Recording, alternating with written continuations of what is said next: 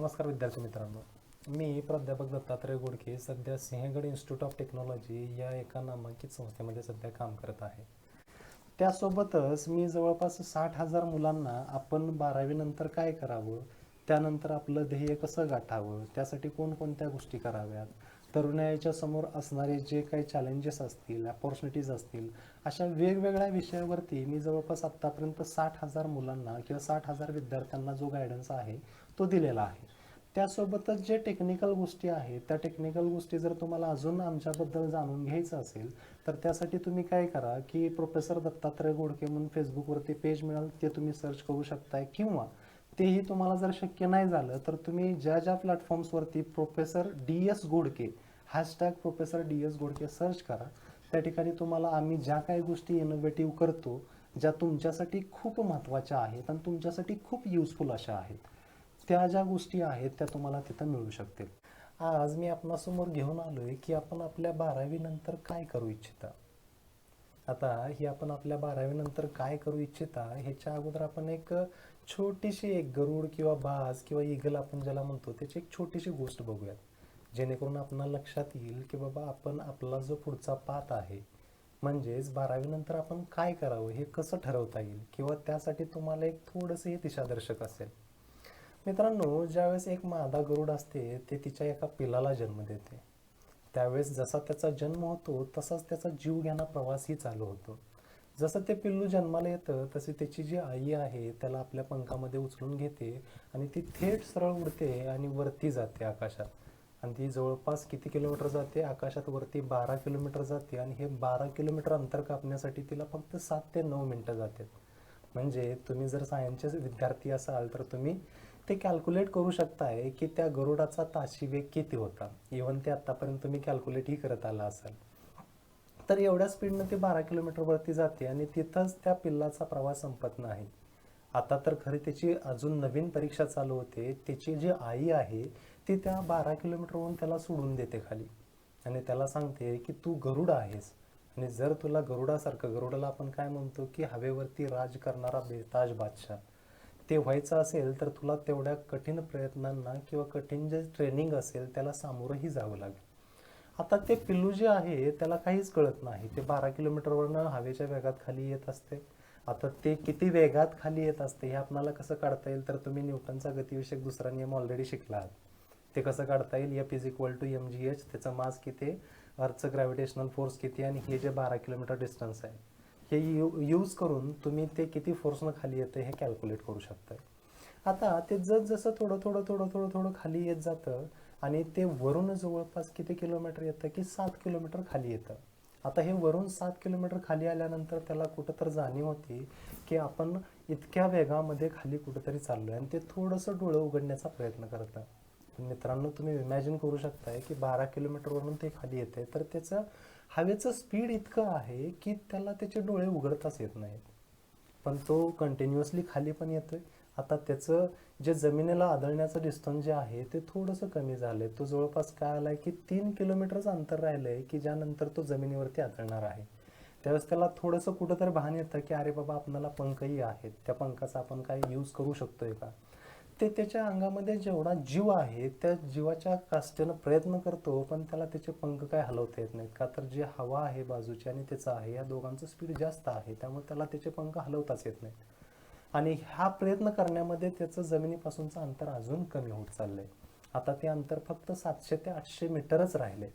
आता त्याला वाटतं की आपण काय करूयात की जेणेकरून आपल्याला वरती जाता येईल आणि जमिनीवरती आदळण्यापासून आपण वाचू शकतो. त्यासाठी तो परत एकदा आपल्यामध्ये जेवढा काही जीव आहे सगळी ताकद एकवटवतो आणि परत एकदा एक प्रयत्न करतो. पण त्याचा जीव इतका लहान असतोय आणि हे स्पीड इतकं जास्त असतंय की तो परत एकदा हारतोय. मग मित्रांनो बघा, ते गरुड कुठपर्यंत हरलं? 12 किलोमीटरपासून खाली येत 700 ते 800 मीटरपर्यंत आले तरी अजून हरताय. पण ते हार मानत नाही. शेवटी काय होतं की त्याचं अंतर फक्त 300 मीटरच राहिले, जमिनीवर तो 300 मीटर नंतर आदळणार. आता त्याच्या मनाला कुठंतरी विचार शिवून जातो की अरे बाबा, संपलं आता, काहीही होऊ शकत नाही माझ्याच्यानं. आणि तो म्हणतो की आता माझा जीव जाणार आहे.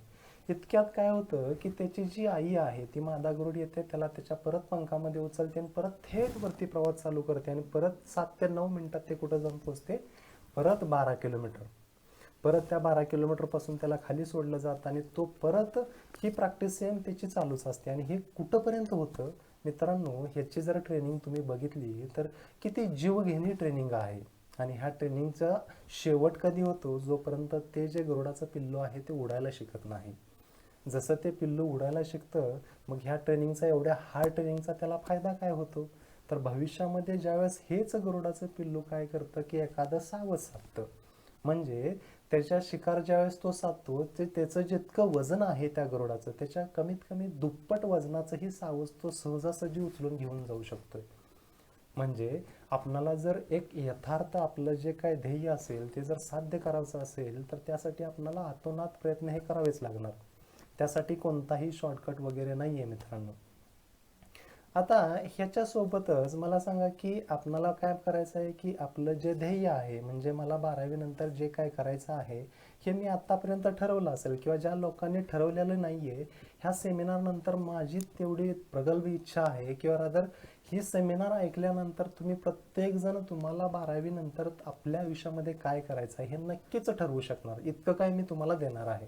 त्यासाठी तुम्हाला काय करायचं आहे की फक्त हे जो सेमिनार आहे हा व्यवस्थितरित्या कानात तेल घालून ऐकायचा आहे.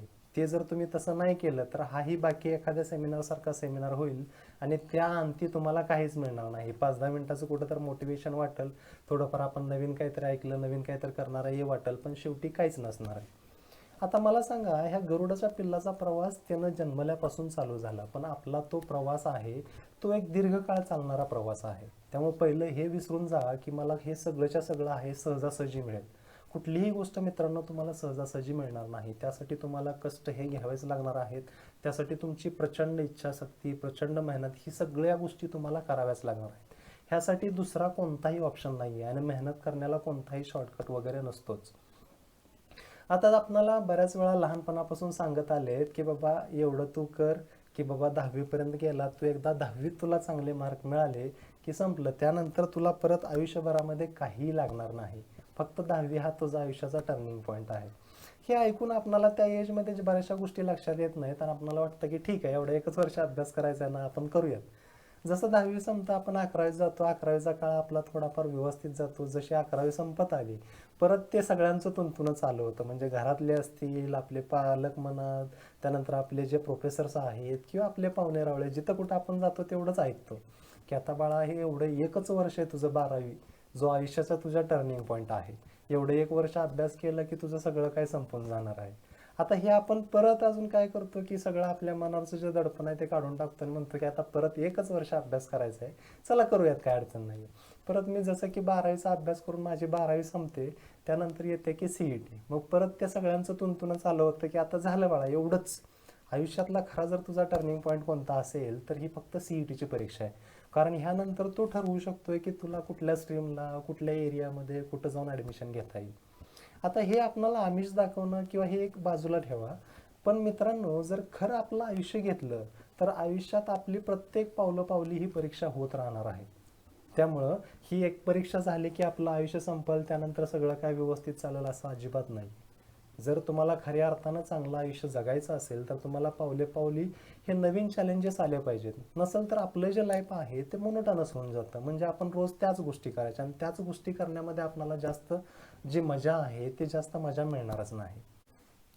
आता हे सगळं करताना आपण प्रचंड मेहनत घेतली, प्रचंड कष्ट घेतलं, हे सगळं केल्यानंतर पण प्रत्येक वेळेस जे सक्सेस असेल त्याची जी प्रोबॅबिलिटी आहे जी आपल्या मेहनतीनुसार वाढत जाईल. पण काही वेळेस असंही होऊ शकतं की आपण एखाद्या गोष्टीमध्ये फेल होऊ शकतो. जसं की आपण आत्ता जे गरुडाचं उदाहरण बघितलं, गरुड किती वेळा हारतं. सुरुवातीला ते 12 किलोमीटरपासून खाली येतं, 5 किलोमीटर राहिलं तरी त्याला काय कळत नाही, तिथे एकदा परत ते हारतं, तिथून खाली 3 किलोमीटर राहिले परत हरतं, परत 3 किलोमीटरचं 700 ते 800 मीटर राहिले परत हरतं, परत 300 मीटरच राहिले, परत ते हारून जीव देण्याचा प्रयत्न करतं, पण त्याची आई त्याला जीव देत नाही. आणि त्यामधून तो काय शिकतो की हा पावलोपावली हरत गेलाय आणि त्यानंतर त्याला कुठंतरी काय मिळालंय की बाबा जे हवेवरती राज्य करणारा बेताज बादशाह म्हणून त्याला जी पदवी मिळाली ती अशीच नाही मिळाली. म्हणून मित्रांनो आपणाला ह्या सगळ्या गोष्टी करताना, प्रचंड मेहनत करताना, ह्या अभ्यास करताना, ह्या परीक्षांची तयारी करताना बऱ्याचशा अडीअडचणी येणार आहेत. पण आपण त्या अडीअडचणी ज्या आहेत त्या अडीअडचणीवरती मात करायची आहे, त्याला तोंड द्यायला शिकायचं आहे. ते जर एखादी अडचण आपल्या समोर टाकली तर त्याच्यासमोर उभं राहून त्याच्याशी युद्ध करून आपल्याला त्याच्यासोबत जिंकायचं आहे, ना की एखाद्या पळपुट्यासारखं त्या अडचणीपासून पळत जायचं आहे. जर आपल्याला आत्ताच सवय लागली की आलेल्या अडीअडचणी आहेत त्याला सामोरे न जाता आपण जर पळायला लागलो तर आपलाही सुशांत सिंग राजपूत व्हायला वेळ लागणार नाही मित्रांनो. पण नक्कीच आपण ज्या भूमीत जन्मलो त्या भूमीनं आपल्याला हे शिकवलंच नाहीये. त्या मातीनं आपल्याला शिकवलंय की फक्त संघर्ष करत राहा. जर संघर्ष करत राहिला तर एक दिवस हा तुझा नक्कीच असणार आहे. आणि बऱ्याच लोकांनी सांगून ठेवलंय सक्सेस म्हणजे काय एक डेस्टिनेशन नाहीये. हे काय आहे की एक कंटिन्युअस ऑन गोईंग प्रोसेस आहे आणि त्या प्रोसेसमध्ये जितके जास्त चॅलेंजेस येतील तितकं तुम्ही नवीन काहीतरी शिकताय. आता स्वामी विवेकानंदाचा एक साधा विचार घ्या. स्वामी विवेकानंद काय म्हणतात, जर तुम्ही आयुष्य जगत असताना तुम्हाला दररोज नवीन चॅलेंजेस जर नाही आले, म्हणजे दररोज नवीन अडीअडचणी जर नाहीत आल्या, तर नक्कीच तुम्ही कुठेतरी चुकीच्या पाथवरती किंवा चुकीच्या ट्रॅकवरती चाललाय. पण त्यात जर दररोज तुम्हाला नवीन नवीन अडीअडचणी जर येत असतील तर 100% तुम्ही काहीतरी वेगळं आणि नवीन शिकण्याचा प्रयत्न करताय आणि नक्कीच ती गोष्ट जी आहे ही तुमच्यासाठी आणि पूर्ण जगासाठी सगळ्यात चांगली असेल. आता आपण हेच थोडंसं पुढे घेऊन जाऊयात. आता मला सांगा, लहानपणी आपण काय करायचो की एखादी आपण खेळण्यातली गाडी वगैरे घेऊन यायचो, ती गाडी जशी की खराब होते, ती खराब झाल्यानंतर आपण त्यातल्या मोटर काढायचो. ती काढलेली जी मोटर आहे त्या मोटरला आपण काय करायचं, एक वायर किंवा एक केबल जोडायचो आणि त्याचं जे दुसरं टोक आहे ते आपण काय करायचं, एक बॅटरी घ्यायचो. म्हणजे बॅटरी म्हणजे काय की आपलं सेल असते, बॅटरीमध्ये असेल घड्याळामध्ये असेल, आणि त्याला जोडायचो आणि त्यावरती आपण ती बॅटरी मोटर जी आहे ती कशी फिरते हे शोध लावला आपण, कधी लहानपणीच लावला. आणि मला वाटतं की बऱ्यापैकी आपल्यामधले जेवढे कोणी असतील त्यांनी असा माझ्यासारखा शोध लावलाच असेल. आता आपण तेवढ्यावरतीच नाही थांबलो. आपण काय केलं की त्या मोटरचा जो पुढचा फिरणारा भाग होता त्याला आपण शाफ्ट म्हणतो, त्या शाफ्टवरती काही लोकांनी भिंगरी लावली, काही लोकांनी अजून काय लावलं, काही लोकांनी कोणाला त्रास देण्यासाठी त्या मोटरचा यूज केला. म्हणजे हे जे इंजिनिअरिंग आहे, जे म्हणजे आपल्याला काय शिकवतं की ॲप्लिकेशन ऑफ सायन्स. म्हणजे आपल्याला काय कळलं की एक जी मोटर आहे त्याचं फिरवणं जे यूज करून मी काय करू शकतोय हे मला त्याच काळात कळलं होतं, ज्यावेळेस मी कधी 3 4 5 वर्षाचा ज्यावेळेस होतो.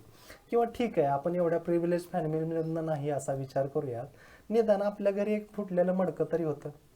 त्या मडक्याच्या आपण काय करायचो, एक भिंगरी करायचो. आता ती भिंगरी करण्याची जी प्रोसेस आहे ती जर तुम्हाला आठवत असेल तर ती खूप छान प्रोसेस होती. आपण काय करायचो, ती पडलेला खापराचा जो तुकडा आहे तो ओबडधोबड असायचा, पण आपल्याला भिंगरी कशी पाहिजे असते, एकदम गोल म्हणजे सर्क्युलर पाहिजे असते. त्यासाठी आपण काय करायचो की त्याच्यावरती थोडं थोडं थोडं थोडं पाणी टाकत जायचो आणि ते गोल आकारामध्ये कापण्याचा प्रयत्न करायचो आपण. आणि आपण त्यामध्ये यशस्वी व्हायचो. काही वेळेस ते पूर्ण खापराचा तो जो तुकडा आहे तो तुटून जायचा, पण तिथं आपण हार नाही म्हणायचो, परत आपण तो गोल तयार करायचो. आता आपण जी जी भिंगरी होती किंवा खापर जे होतं त्याचं एक सर्क्युलर पार्ट करूनच थांबलो नाही. आपण काय केलं की आता ह्याला जर भिंगवायचं असेल तर आपल्याला काय लागेल की त्याच्या सेंट्रली 2 होल कसे पडता येईल. आता त्याच्यासाठी अजून वेगळं असं इंजिनिअरिंग आपण यूज केलं. आपण काय केलं की एक दाबण असतंय किंवा एक टोकदार आपण एखादी वस्तू घेऊन आली आणि ती तिथं मारत बसलो आणि गोल फिरवत बसलो. आता हे फिरवताना तिथं हीट जनरेट होईल. आता ती हीट जनरेट झाली तर ती जी खापराची तुकडा आहे सर्क्युलर कापलेला तो तुटून जाईल. म्हणून आपण काय डोकं लावलं होतं त्यावेळी 4 5 वर्षाचे असताना की तिथं आपण पाणी ओतायचं आज कुलंट आणि तिथं फिरवून ते गोल पाडलं. आता ही जी तयार केलेली आपण भिंगरी आहे ते भिंगरी भिंगवण्यासाठी आपण काय काय वापरू शकत होतो. आपण साधी सुतळी एखादी वापरू शकत होतो. दुसरा आपण जो दोरा आहे आपण गुंड्या लावायला किंवा कपडे शिवायला जो वापरतो तो वापरू शकत होतो. पण त्यावेळेस आपण डोकं काय लावलं की काची दोरा वापरला. तर हा काची दोरा बऱ्याच जणांना माहिती असेल, आपल्या घरामध्ये युरिया किंवा 10-26 हे जे केमिकल्स आहेत त्याची जी पोती शिवून येतो त्याचा जो दोरा असतो त्याला आपण काची दोरा म्हणतो. आता तोच का घेतला, तर तो तयार करताना आपण नायलॉनचा केला आणि तो किती जरी ताणला तर त्याच्यामध्ये इलेस्टिसिटी एवढी की तो लांबत जाईल आणि परत त्याचा जो ओरिजिनल शेप आहे तो रिगेन करेल. म्हणजे इमॅजिन करा, मी 5 वर्षाचा असताना एवढ्या इंजिनिअरिंगचा विचार केला होता. मी इन द सेन्स आपण सगळ्यांनीच केला होता. बरं आता हेही सगळं जाऊ द्यात, आता तुम्ही भिंगरीही केली नाही असं आपण समजूयात. पण साधा आपण हे तर केलं होतं, एक बाबळीचा वाळा काटा घ्यायचा, त्या बाबळीच्या काट्याला 2 लेंड्या घ्यायच्या, एक पाठीमागं लावायची, त्यानंतर आपण मध्ये एखादा पाला लावायचा, त्या पाल्याच्या परत वरती अजून एक लेंडी लावायची आणि हे असं घेऊन हवेतनं पळायचं आपण. आणि जसा की हवेची त्याला व्हेलॉसिटी लागेल किंवा जो जो फोर्स लागेल त्यानुसार जे मध्ये लावलेला जो पाला आहे तो फिरायला चालू करायचा. निदान मला वाटतं एवढं सगळं तर आपण सगळ्यांनी केलं होतं. म्हणजेच आपण 4 5 वर्षाचे असल्यापासून आपण सगळं काही हे इंजिनिअरिंग शिकत आलो. किंवा आता हे सगळं पण जाऊ देत बाबा, ह्यातलं तुम्ही काहीच नाही केलेलं, निदान प्रत्येकानं भजी तर खाल्ली असतील, प्रत्येक जण दररोज राहिलं कधी ना कधी भात तर खात असेल, निदान लग्नात तरी खाल्ला असेल कुणाच्या. मग आता मला सांगा, हा जो भात शिजवण्याची जी पद्धत आहे किंवा भजी तळण्याची जी पद्धत आहे, ही कशी इन्व्हेंट झाली? आता भात मला सांगा, आपण पाण्यातच का शिजवतो भात? आता मला सांगा, भात आपण कसा शिजवतो? आपल्याकडे बरीचशी लिक्विड्स अवेलेबल आहेत. म्हणजे आपल्याकडे पाणी आहे, जर अजून जास्त मोठे लोक असतील तर त्यांच्याकडे दारू आहे, अशी बरीचशी लिक्विड आहेत. पण त्यातल्या त्यात आपण पाण्यातच का शिजवला? आपण तेलात नाही शिजवला, दारूत नाही शिजवला, असं का झालं? तर आपल्या अगोदरचे जे जनरेशन्स होते त्यांनी काय केलं की ह्या सगळ्या गोष्टी ट्राय करून बघितल्या, आणि ट्राय केल्यानंतर त्यांना शेवटी काय मिळालं आउटकम, की भात हा पाण्यात लवकरात लवकर शिजतो. आता तिथपर्यंतच आपण थांबलो का हो? नाही थांबलो. आता काय जणांनी काय केलं की एक ओपन पातेलं घेतलं, म्हणजे ज्याच्यावरती काहीच झाकलं नाही, आणि त्याच्यामध्ये भात शिजवला, तर त्याला लागणारा वेळ जो होता तो जास्त होता. मग काय जणांनी परत डोकं चालवलं की आता त्याच्यावरती आपण काहीतरी झाकू. आता परत त्याच्यावरती काय जणांनी झाकलं, झाकल्यानंतर काय झालं की तरी पण ज्या आतमध्ये वाफ तयार होत होती पाण्याची ती तरी बाजूनं बाहेर चालली. मग अजून काही जणांनी विचार काय केला की आपण आता हे पूर्णच क्लोज केलं, एअर टाईट केलं तर, म्हणजे मला सांगा, पातेल्यात भात शिजवायचा आपण झाकून शिजवायला लागलो, परत असंच करत प्रेशर कुकरपर्यंत आलो. आता प्रेशर कुकरचंही बघा, त्याला शिट्टीच का बरं आहे? त्याला जर शिट्टी नसती तर आतमधल्या हवेचं प्रेशर वाढून ती प्रेशर कुकर फुटून गेला असता. मग त्याच्यासोबतच अजून काही जणांनी अजून नवीन डोकं लावलं की त्यात थोडंफार मीठ जर टाकलं आपण अगोदरच, तर काय होतं की तो लवकर शिजतो. मग ह्या ज्या सगळ्या गोष्टींमधलं जे इंजिनिअरिंग आहे किंवा ही जी टेक्नॉलॉजी आहे, ह्या सगळ्याला आपण काय म्हणता येईल की ॲप्लिकेशन ऑफ सायन्स. आपल्याला जे जे काय माहीत होतं ते आपण सगळं वापरलं. फक्त कसं होतं की हे आपण अनावधानानं वापरत आलो होतो, ह्यामधलं पाठीमागचं जे टेक्नॉलॉजी किंवा जे इंजिनिअरिंग आहे ते आपण समजूनच घेतलं नव्हतं. पण आजकाल कसं झालंय ना मित्रांनो, ते आपली लहानपणी एक अजून आपण एक शेळीची गोष्ट ऐकली होती बघा. म्हणजे ते शेळ्याचा एक कळप असतो, त्या शेळ्याच्या कळपात काय होतं की समोर एक खड्डा पडलेला असतो आणि समोरची सगळ्यात पहिली जी शेळी आहे ती जाऊन त्या खड्ड्यात पडते. जशी ती पहिली शेळी खड्ड्यात पडते तशा मागच्या शेळ्या अजिबात विचार करत नाहीत, त्याही सगळ्या जाऊन त्याच खड्ड्यात पडतात. आणि आपली अवस्था मला वाटत नाही की त्या शेळीपेक्षा वेगळी अशी आहे. आपण कुठं तर बाहेरच्या चौकात जाऊन बसतो आणि तिथं ऐकतो की अरे बाबा आता ह्या इंजिनिअरिंगला काय स्कोपच नाही राहिला, जिथं बघावं तिकडे इंजिनियर्स आहेत. पण एक साधा आपण गणित करूयात मित्रांनो, एवढे जे आपण जे इंजिनियर्स दरवर्षी जनरेट करतोय तेवढे आपल्याला पुरेसे आहेत का? आपला देश जो आहे हा किती लोकसंख्येचा आहे? जवळपास 130 कोटी आपली लोकसंख्या आहे. मग आता मला सांगा, मागच्या 5-10 वर्षापूर्वी किंवा इव्हन मागच्या 1-2-3 वर्षापूर्वी आपल्याला 2 GB इंटरनेटमध्ये एक महिना जात होता. आज ते आपल्याला 2 GB इंटरनेट एका दिवसाला पुरत नाहीये. मग मला सांगा, आपली जी रिक्वायरमेंट आहे टेक्नॉलॉजीची आज ही इतकी वाढत चालली. ही फक्त मी इंटरनेटचं एक घेतलं, असं बऱ्याचशा सेक्टरमध्ये मागच्या 10 वर्षापूर्वी बघा, आपल्या घरी एखादी सायकल होती, आज आपल्या घरी 2 व्हीलर आहे, 4 व्हीलर आहे, ट्रॅक्टर आहे. अशा बऱ्याचशा इक्विपमेंट मशिनरीज आहेत की ज्या ॲज अ आउटकम ऑफ इंजिनिअरिंगच आहेत. किंवा आपण मगाचंच उदाहरण घेऊयात की 130 कोटी लोक आहेत. मग ह्या 130 कोटी लोकांच्या आपण पकडूयात की फक्त 50 कोटीच फॅमिली आहेत. मग मला सांगा, ह्यातल्या प्रत्येक फॅमिलीला घर पाहिजे, म्हणजे सिव्हिल इंजिनियरची गरज आहे. प्रत्येक फॅमिलीला निदान 2 व्हीलर 4 व्हीलर पाहिजे, म्हणजे आपल्या मेकॅनिकल इंजिनियरची गरज आहे. प्रत्येक फॅमिलीमध्ये जेवढे काही इक्विपमेंट्स आहेत घरामध्ये ते चालवण्यासाठी त्यांना लाईट पाहिजे, म्हणजे इलेक्ट्रिकल इंजिनियरची गरज आहे. प्रत्येक फॅमिलीला इलेक्ट्रॉनिक्स वस्तू पाहिजेत, म्हणजे त्यांची टी व्ही असेल, मोबाईल असेल, ह्या सगळ्या पाहिजेत, म्हणजे त्यांना काय लागेल की इलेक्ट्रॉनिक्स इंजिनियर लागेल. आता त्यासोबतच आपल्याला इंटरनेटची गरज आहे, इलेक्ट्रॉनिक डिव्हायसेसची गरज आहे, म्हणजे आपल्याला परत ह्या सगळ्या ठिकाणी कम्प्युटर इंजिनियरची गरज असणारच आहे. त्यामुळं तुमच्या मनातनं पहिली ही गोष्ट काढून टाका की इंजिनिअरिंगला स्कोप वगैरे राहिलेला नाही. असं अजिबात नाही आहे मित्रांनो. आपण फक्त भारताचं उदाहरण घेतलं तर एवढ्या सगळ्या गरजा आपल्याला पूर्ण करायच्या आहेत. आणि आपला देश त्याच्यामध्ये डेव्हलप्ड कंट्रीज नाही आहेत, आपण काय आहे की डेव्हलपिंग कंट्री आहे. म्हणजे आपल्या देशामध्ये बऱ्याचशा अजून अशा गोष्टी आहेत की ज्या आपल्याला करायच्या आहेत. आणि ह्या सगळ्या गोष्टी तयार करणं, त्यानंतर त्या एक्झिक्यूट करणं, त्यानंतर रिक्वायरमेंटनुसार म्हणजे आपल्या गरजानुसार त्यामध्ये योग्य ते बदल करणं, ह्या सगळ्या गोष्टींसाठी आपल्याला जे इंजिनियर्स आहेत, मग त्याच्यामध्ये मेकॅनिकल असतील, सिव्हिल असतील, इलेक्ट्रिकल, इलेक्ट्रॉनिक्स किंवा अशा जितके काही इंजिनिअरिंगच्या ब्रांचेस आहेत, हे सगळेच्या सगळे इंजिनियरची आपल्याला गरज असणारच आहे. म्हणून तुम्ही पहिल्यांदा मनातनं काढून टाका की बाबा हे जे आहे ते ह्या इंजिनिअरिंगला स्कोप नाही आहे. आता ह्यासोबतच अजून एक दुसरी आपली चुकीची समजूत आहे की बाबा ह्या इंजिनिअरिंगच्या ब्रांचला खूप स्कोप आहे, त्या इंजिनिअरिंगच्या ब्रांचला खूप स्कोप आहे. असं अजिबात काही नाही आहे मित्रांनो. प्रत्येक ब्रांच ही तिचं तिचं वेगळं असं अस्तित्व टिकवून आहे. आज मला सांगा, जर तुम्ही बाजारामध्ये गेलात तर पाठीमागच्या ज्या 4-5 वर्षामध्ये जेवढे ऑटोमोबाईल व्हेकल्स तुम्हाला दिसत होते, आज त्या ऑटोमोबाईल व्हेकलच्या ठिकाणी सगळे इलेक्ट्रिक व्हेकल्स आलेत आणि नंबर ऑफ त्याचे जे इन्क्रीज झालेला आहे यूथचा नंबर, तोही वाढत चाललेला आहे. म्हणजे असं नाही होत की बाबा जे ऑटोमोबाईल आहे म्हणजे एक कार तयार करायला फक्त मेकॅनिकल इंजिनियर्स लागतो, असं अजिबात नाही आहे. त्याच्यासाठी सगळ्या इंजिनियरची आपल्याला गरज लागते का? तर प्रत्येक पार्ट वेगळा वेगळा आहे ना. सगळेच त्याचे मेकॅनिकल पार्ट नाही आहेत, सगळेच कम्प्युटर नाही आहेत, सगळेच इलेक्ट्रॉनिक्स नाही आहेत. म्हणजे हा प्रत्येक सेक्टरमध्ये आणि प्रत्येक गोष्ट तयार करण्याला आपल्याला सगळ्या इंजिनियरची गरज आहे. आणि त्याहूनही सगळ्यात महत्त्वाचं मित्रांनो, आपण आपलं नाणं जर खणखणीत ठेवलं तर त्या ठिकाणी मला असं वाटत नाही आहे की बाबा आपल्याला त्यानंतर जॉब ऑपॉर्च्युनिटीज नसतील किंवा आपण बिझनेसमध्ये उतरून आपण त्याच्यामध्ये काय करू शकणार नाही असं नसणार आहे. फक्त ते म्हणून ठेवलं आहे ना कुणीतरी की मी काय केलं की सोनं नेसलो किंवा सोनं घालून जे हे आहेत एरंड्या आहेत त्या एरंड्या विकायला बसलो, माझ्याकडं कुणी डुंकून सुद्धा बघणार. पण मी चिंध्या नेसून सोनं विकायला बसलो तर गर्दी सरता सरेना. म्हणजे एकंदरीत सांगायचा भाग इतकाच आहे की हे जे आपलं नाणं आपण किती खणखणीत ठेवतोय आणि आपण किती चांगली तयारी करतोय आणि त्या गोष्टीसाठी जे आपण ध्येय ठेवलंय त्याच्यासाठी किती चांगली मेहनत करतोय, ह्या सगळ्यांवरती तुमचं जे काय मिळणारं जे यश आहे ह्या सगळ्या गोष्टींवरती अवलंबून आहे. आता मला सांगा की हे ज्या सगळ्या गोष्टी आपण तयार केल्यात म्हणजे इंजिनिअरिंगला स्कोप नाही आहे, ह्या ब्रांचला स्कोप आहे, त्या ब्रांचला नाही आहे, हे सगळं आपल्या मनानं तयार करून घेतले आणि हेही बाहेरनं कोणीतरी आणून आपल्या मनामध्ये डंप केले. आता त्या मनाला तुम्ही एवढं साधं असं समजू नका मित्रांनो, त्या मनामध्ये खूप ताकद आहे. आता हे त्या मनामध्ये किती ताकद आहे ह्याच्यासाठी आपण एक छोटासा डेमो घेऊयात मित्रांनो.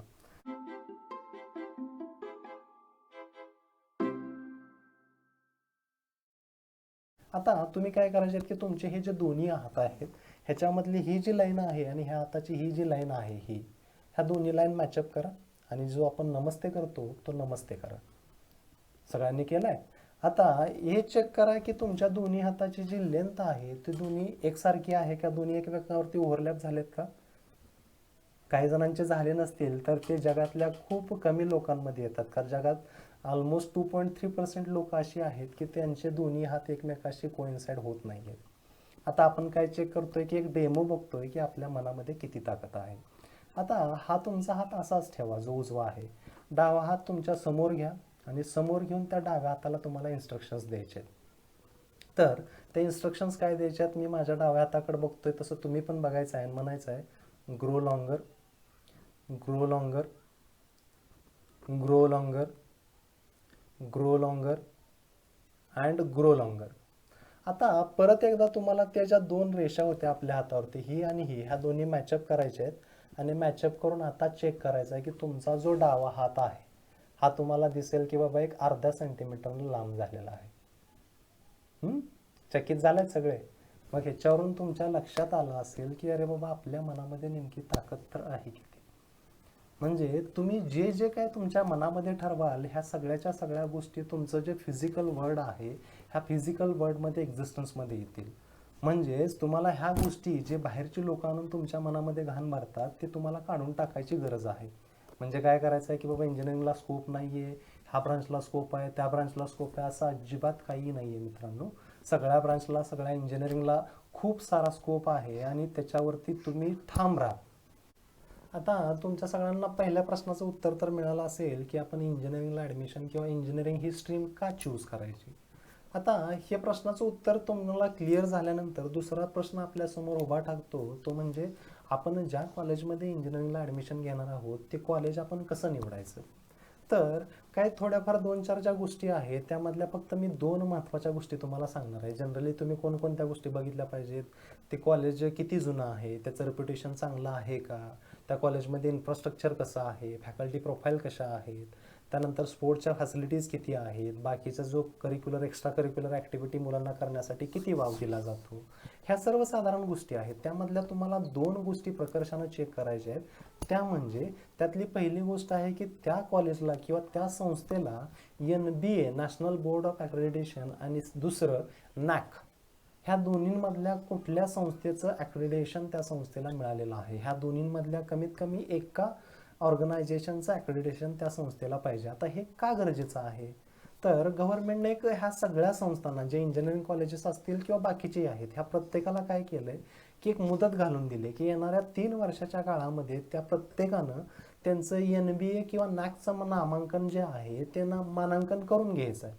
ते असेल तरच जे समाज कल्याण विभाग आहे किंवा आपलं जे शासन आहे ते त्यांच्या अकाउंटला किंवा त्यांच्या कॉलेजमध्ये जे विद्यार्थी शिकत आहेत त्या विद्यार्थ्यांच्या अकाउंटला शिष्यवृत्तीची जी रक्कम आहे ते पाठवणार आहे. आणि ज्या कॉलेजेसना हे जे नामांकन आहे हे मिळालेलं नाही त्या कॉलेजला समाज कल्याण किंवा आपलं शासन जे आहे ते ह्या सगळ्या शिष्यवृत्ती पाठवणार नाही.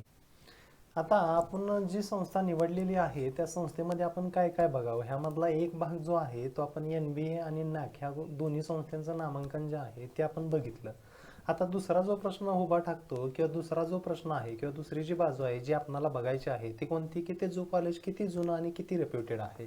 आता हे आपण का बघायचं आहे की ती कॉलेज किती जुनं आणि किती रिप्युटेड आहे. आता मी ज्या संस्थेमध्ये काम करतो की ह्या संस्थेला सिंहगड ह्या संस्थेला किती वर्ष झालेत की 1993चे एस्टॅब्लिशमेंट आहे, म्हणजे जवळपास 27 वर्ष होऊन गेले. आता आपण आपल्या ह्याच्यासाठी सेपर साईडसाठी आपण पकडू की कॉलेजचा जो इंटेक आहे तो 500 आहे सगळ्या ब्रांचेसचा मिळून. आता हे आपणाला गणित करायला सोपं जावं ह्यासाठी आपण पकडतोय. इवन आमच्या कॉलेजचा जो इंटेक आहे हा सुरुवातीपासूनच 500 पेक्षा जास्त आहे. तरी असू द्यात, आपणाला जे गणित करायला सोपं जावं ह्यासाठी आपण एक 500 आकडा घेतला. आता ह्या 93 पासून 2020 पर्यंत किती बॅचेस झाले असतील, जास्त झाले असतील, तरी पण अजून आपल्या कॅल्क्युलेशनला सोपं व्हावं ह्यासाठी आपण काय करूयात की फक्त 20च बॅचेस झालेत घेऊयात.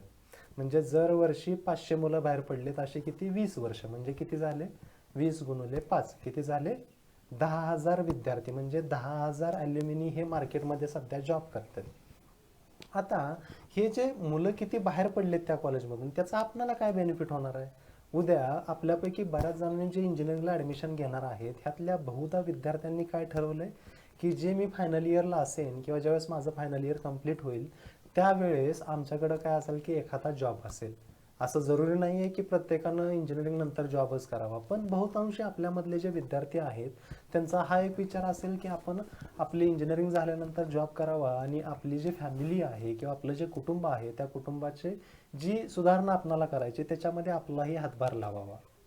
मग मला सांगा ही जी 10,000 मुलं बाहेर पडले त्याचा आपल्याला फायदा काय होईल. मार्केटमध्ये सध्या आपल्या कॉलेजचे 10,000 मुलं बाहेर काम करतात आणि आपल्याला किती मुलांसाठी जॉब पाहिजे, फक्त 500 मुलांसाठी. मग कॅल्क्युलेट करा, 10,000 मुलं बाहेर आहेत त्यामधल्या फक्त 500 जणांना जॉब द्यायचा आहे, बरोबर. म्हणजे किती झाले, एका मुलाकडे कमीत कमी 20 जॉब असतील. हे कधी, जर बाहेर पडलेल्या 10,000 मुलांनी प्रत्येकाला फक्त एकच जॉब दिला, एकाच मुलाला त्या प्रत्येकानं जॉब दिला, तर तुमच्या पाल्याकडं किंवा तुमच्या स्वतःकडं किती जॉब असतील, 20 जॉब असतील. मग आता तुमच्या सगळ्यांच्या लक्षात आलं असेल की आम्ही हे वेल रेप्युटेड किंवा एखादं जुनं कॉलेज घ्या हे का तुम्हाला सजेस्ट करतोय. आता आशा करतो की आपणाला जे 2 प्रश्न पडले होते की आपण इंजिनिअरिंगला ॲडमिशन का घ्यावं आणि दुसरा जो प्रश्न होता की आपण जी निवडलेली संस्था किंवा कॉलेज आहे ते कसं निवडावं, आता ह्या 2 प्रश्नांची उत्तरं तुम्हाला अगदी अचूकपणे मिळाली असतील. मग आता मला काय म्हणायचं आहे की तुम्ही हे जे इथून पुढचे जे निर्णय घेणार आहात ह्यावरती तुमचं बऱ्यापैकी आयुष्य डिपेंड आहे. मग त्यामुळं आपण जे काही निर्णय घेतोय हे निर्णय सारासार विचार करूनच घेणं गरजेचं आहे. मग त्याच्यासाठी आपण जाता जाता एवढंच करूयात की आपलं जे पूर्ण आयुष्य आहे त्या आयुष्याचं एक छोटंसं गणित करूयात. आपण मित्रांनो पकडून चालू की आपण आपलं पूर्ण 100 वर्ष आयुष्य जगणार आहोत, म्हणजे तुमच्या माझ्यापैकी प्रत्येक जण 100 वर्ष आयुष्य जगणार आहे. मग मला सांगा त्या 100 वर्षाचं ॲनालिसिस आपल्याला कसं करता येईल जेणेकरून आपण सध्या 12वी झाल्यानंतर जे निर्णय घेणार आहेत ते निर्णय घेण्यासाठी आपल्याला अजून चांगली क्लॅरिटी मिळेल आणि आपलं ध्येय जे आहे ते ठरवण्यात आपल्याला भरपूर अशी मदत होईल. मग मला सांगा त्या 100 वर्षामधलं बऱ्याचशा जणांचं 50 वर्ष आयुष्य आहे हे फक्त आणि फक्त झोपण्यात जाणार आहे. काही जणांचं त्याहूनही अधिक जात असेल ती एच आणि एव्हरी इंडिव्हिज्युअलच्या केसमध्ये वेगळं आहे. पण आपण पकडूयात की फक्त 50 वर्ष तुम्ही झोपण्यात घालवले, आपल्याकडे आता उरलेले आयुष्य किती आहे किंवा उरलेत किती वर्ष, फक्त 50 वर्ष. आता ह्या 50 वर्षामधलेही जवळपास 25 वर्ष आपण काय करतोय की आपलं जे शिक्षण आहे हे शिक्षण पूर्ण करण्यात आपण जवळपास आपली 25 वर्ष घालवतोय. म्हणजे आता उरलेत किती वर्ष, आपल्याकडं फक्त 25 वर्ष उरलेत. मग आता ह्या राहिलेल्या 25 वर्षामध्ये आपण काय करतो की मी इथं बसून सांगू शकतो की विराट कोहलीनं कोणता बॉल पडल्यानंतर कोणता शॉट मारावा, किंवा मी इथंच बसून सांगू शकतो की विराट कोहलीनं अनुष्का शर्माशी लग्न करावं का, किंवा रणवीर सिंगनं दीपिकाशी लग्न करावं का. म्हणजे ह्या प्रत्येक गोष्टींवरती आपण आपली मतं मांडत बसतोय. आपल्या सर्वांना माहीत आहे की आपलं मतं मांडण्यानं काहीही बदलणार नाहीये, पण आपला स्वतःचा नाकर्तेपणा झाकायचा कसा ह्यासाठी आपण काय करतो, जगाची मापं काढत बसतो आणि त्यावरती आपली जी मतं आहे ती मांडत बसतो. आता ह्याच्यामध्ये पकडून चला की आपला 12 ते 12.5 वर्षाचा काळ निघून जातो असा प्रत्येकाचा, का तर आपण त्या गोष्टींकडे तेवढं चांगलं लक्षच देत नाहीये. मग आता राहिलेत माझ्याकडे किती, फक्त 12 ते 12.5 वर्ष राहिलेत. मग आता मला सांगा, तुम्हाला ह्या राहिलेल्या वर्षामध्ये काय काय करायचं आहे. इंजिनिअरिंग झालं, 2-3 वर्ष जॉब झाल्यानंतर घरचे विचार करतात, किंवा इव्हन तुम्हालाही वाटेल काय करावं, की आपणासाठी सुखात दुःखात सामील व्हायला कुणीतरी असावं. म्हणजे तुम्ही काय करणार, की कोणासोबत तरी लग्न करणार. मग आता मला सांगा, लग्न करताना तुमच्या अपेक्षा काय आहे, मुलांची अपेक्षा आहे की एकदम डिसेंट दिसणारी, एकदम चांगली दिसणारी, डिसेंट पैसा कमवणारी, चांगलं एज्युकेशन झालेली मुलगी असावी. सिमिलरली मुलींची तीच अपेक्षा आहे की एखादा हँडसम हंक असावा, चांगलं पैसे कमवत असावा, कुठंतरी फ्लॅट वगैरे घेतलेला असावा. ही त्यांच्याही माफक अपेक्षा आहेत, त्या अपेक्षा चुकीच्या वगैरे अजिबात म्हणायच्या नाही आहेत. मग मला सांगा, ह्या प्रत्येक ठिकाणी आपण म्हणतोय का मला एखादा नकटी किंवा उकटी नवरी मिळावी, किंवा एखादी मुलगी म्हणते की मला एखादा नकटा काळा कुळकुळीत नवरा मिळावा, असं एकही मिळत नाहीये. मग आपल्याला काय करायचं आहे की ती चांगली नवरी मिळावी किंवा चांगली बायको मिळावी आणि चांगला नवरा मिळावा, ह्यासाठी आपल्याला वेगळी अशी कष्ट घ्यावी लागतील. आणि आता पहिल्यासारखा काळ राहिलेला नाहीये मुलांनो, जेणेकरून आपल्या आईकडं आपल्या आजीकडं कोणताही ऑप्शन नव्हता. तो जो त्यांना मिळाला होता त्यांचा नवरा म्हणून, त्याच्यासोबत त्यांना पूर्ण त्यांचं आयुष्य काढावं लागत होतं, भलं त्याच्यात काय प्लस असतील मायनस असतील. पण आज जर तुम्ही बघितलं तर तुमच्या आमची पुढी पिढी जी आहे ही पुढारलेली पिढी आहे. ह्याच्यामध्ये आपण काय म्हणतात की नवरा बायको सेपरेट का होते, तुझं वे ऑफ थिंकिंग वेगळं आहे, माझं वे ऑफ थिंकिंग वेगळं आहे, आपण दोघे एकत्र राहू शकत नाही, लेटस ब्रेकअप म्हणा किंवा लेटस डिवोर्स. ह्या म्हणून तुम्ही काय होत आहे की वेगळं होत आहे. मग आपली बायको आपल्यासोबत आयुष्यभर सुखदुःखात साथ देत राहावी वाटण्यासाठी, किंवा आपला नवरा आपल्यासोबत आयुष्यभर राहावा वाटण्यासाठी आपल्याला बरेचसे कष्ट घ्यावे लागतील, आणि हे कष्ट जे आहेत ते एक्स्ट्रॉर्डनरी असतील. आता हे एवढं सगळं एक्स्ट्रॉर्डनरी कष्ट तुम्ही घेताय, हे घेतल्यानंतर तुमच्या दोघांचं चांगलं चाललंय तर 100% नेक्स्ट जनरेशन जन्माला येईल. आता हे जे नेक्स्ट जनरेशन जन्माला आलेलं आहे ते हळूहळू मोठं व्हायला लागेल, त्याच्या गरजा रिक्वायरमेंट सगळ्या वाढत जातील. ह्या गोष्टी एका बाजूला ठेवूयात, पण आपल्यापैकी किती जणांना आवडेल की माझा जो मुलगा आहे किंवा माझी जी मुलगी आहे ही म्हणते की सो अँड सो किंवा अमुक अमक्याचे जे पप्पा आहेत किंवा अमुक अमक्याची जी मम्मी आहे ती माझा आदर्श आहे. असं मला वाटतं आपल्यापैकी कोणालाच आवडणार नाही. निदान बाकी जग काहीही म्हणू देत, निदान माझ्या मुलांसाठी किंवा माझी जी मुलगी आहे तिच्यासाठी मी हिरो असलो पाहिजे, अशी प्रत्येक बापाची आणि प्रत्येक आईची अपेक्षा आहे. मग परत अजून आलं की बायकोसोबत राहावी, ह्यासाठी आपल्याला अनन्यसाधारण कष्ट आणि मेहनत घ्यावी लागणार होती. त्यासोबतच आपल्या मुलांचे आपण आदर्श वाटावं ह्यासाठी आपल्याला एक्स्ट्रॉर्डनरी एफर्ट्स घ्यावे लागतील. आता हे सगळं करण्यासाठी माझ्याकडे किती वेळ आहे मित्रांनो, फक्त आणि फक्त 12.5 वर्ष. आता एवढं सगळं करण्यासाठी 12.5 वर्ष पुरेसे आहेत का हो? नक्कीच नाहीत मित्रांनो. आता ह्यासोबतच अजून काय बघा, मी प्रत्येक जण ईच आणि एव्हरी इंडिव्हिज्युअल वेगळा असा जन्माला आला आहे.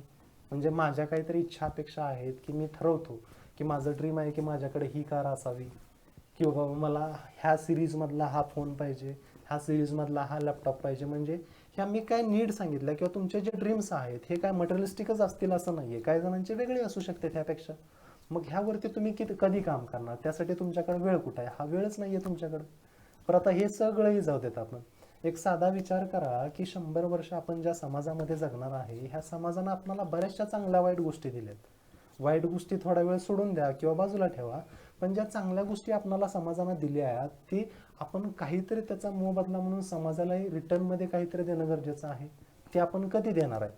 आणि ह्या सगळ्यांमध्ये सगळ्यात महत्त्वाचं मित्रांनो लक्षात घ्या की आपण आपला इंटरनेटवरती घालवणारा जो जातो आहे वेळ, तो आपण कुठंही कॅल्क्युलेट केलेला नाही किंवा ह्या सगळ्यांमध्ये कुठंही धरलेला नाही, तरी आपणाकडं फक्त 12.5 वर्ष उरते. त्यामुळं मित्रांनो थोडंसं सिरियस व्हा आणि आपण जे काही निर्णय घेताय त्या निर्णय सारासार विचार करून घ्या, जेणेकरून तुम्हाला हे जे आयुष्याचं गणित आपण सध्या केलं त्या गणितामध्ये तुम्हाला तुमच्या स्वतःसाठी जास्तीत जास्त वर्ष कसे मिळतील. आशा करतो की हे सगळं ऐकल्यानंतर एवढं क्रिस्टल क्लिअर तुम्हाला झाल्यानंतर तुम्ही नक्कीच तुमचं ध्येय किंवा 12वी नंतर तुम्हाला काय करायचं आहे हे ॲटलिस्ट शॉर्ट टर्म तुमचं गोल तरी तुम्ही फायनल कराल. त्यासाठी तुम्हाला अजून काही जर मदत लागली मित्रांनो, तर खाली कमेंट बॉक्समध्ये आमचे जे कॉन्टॅक्ट डिटेल्स आहेत ते कॉन्टॅक्ट डिटेल्स आम्ही तुम्हाला दिलेत. त्यावरती तुम्ही any time you can call, you can write an email, you can send the WhatsApp messages.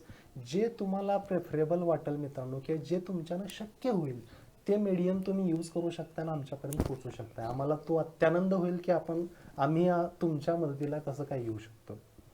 आता हा जो आपला करिअर गायडन्सवरती जो सेशन झाला, ह्या सेशनचं जर तुम्हाला मित्रांनो सर्टिफिकेट हवं असेल, जेणेकरून पुढे गेल्यानंतर तुमचं जे करिक्युलम व्हिटी म्हणतो किंवा जो रिझ्युमी आहे तो रिझ्युमी तुम्हाला अजून चांगला रीच करता येईल, म्हणजे त्याची शोभा अजून तुम्हाला वाढवायची असेल, तर तुम्ही काय करू शकता की खाली कमेंट बॉक्समध्ये ते जो फीडबॅक फॉर्म आहे तो फीडबॅक फॉर्म फक्त तुम्हाला भरायचा आहे.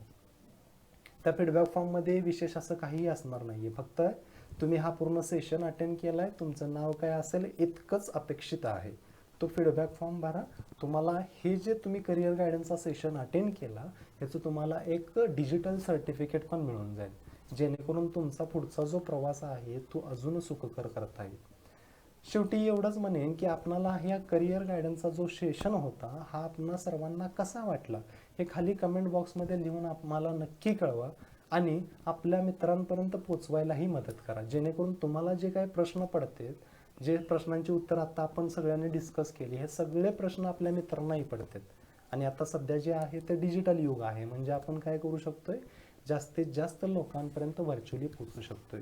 आशा करतो की ह्यामध्ये तुम्ही आम्हाला मदत कराल आणि आपले जे काही सगळे विद्यार्थी मित्र आहेत ज्यांची 12वी झाले त्यांच्यापर्यंत हा व्हिडिओ पोहोचण्यासाठी मदत कराल. जर तुम्हाला आमच्याबद्दल अजून जास्त जाणून घ्यायचं असेल तर खाली डिस्क्रिप्शनमध्ये आम्ही लिंकही दिलेली आहे. त्यासोबतच तुम्हाला वाटलं की बाबा माझ्याकडून पर्सनली तुम्हाला काय मदत हवी असेल तर तुम्ही काय करू शकताय, जेवढे काय प्लॅटफॉर्म्स तुम्हाला माहीत आहेत, म्हणजे फेसबुक असेल, व्हॉट्सअप असेल, इंस्टाग्राम असेल, लिंक्डइन असेल, किंवा तुम्हाला फक्त गुगलच माहीत असेल तर त्या गुगलवरती फक्त प्रोफेसर DS घोडके सर्च करा. जे काय मी आतापर्यंत गोष्टी केलेल्या आहेत त्या तुमच्यापर्यंत पोहोचतील. त्या सगळ्या गोष्टी तुम्हाला तिथं बघता येतील. तुम्ही कुठेही हे जो हॅशटॅग मी सांगितला तो सर्च करू शकता. आणि त्यासोबतच खाली कमेंट बॉक्समध्ये आपण कॉन्टॅक्ट डिटेल्स दिलेले आहेत, त्यावरती तुम्ही जाऊन तुम्हाला जसं वाटेल जो प्रेफरेबल वे तुम्ही यूज करू शकता तो यूज करून तुम्ही आमच्यापर्यंत पोहोचू शकता. धन्यवाद.